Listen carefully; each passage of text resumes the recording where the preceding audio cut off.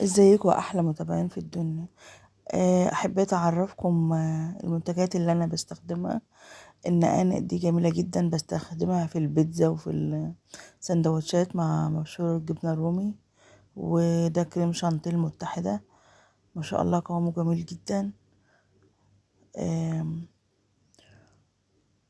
والمنتجات دي طبعا كلها سوريه ما شاء الله.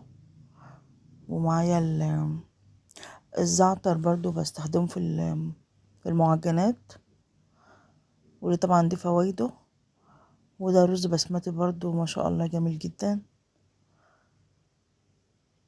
وده نوع لانشون انا برضو بجيبه منهم، برضو جميل قوي قوي. وعندهم برضو ورق عنب جميل جدا.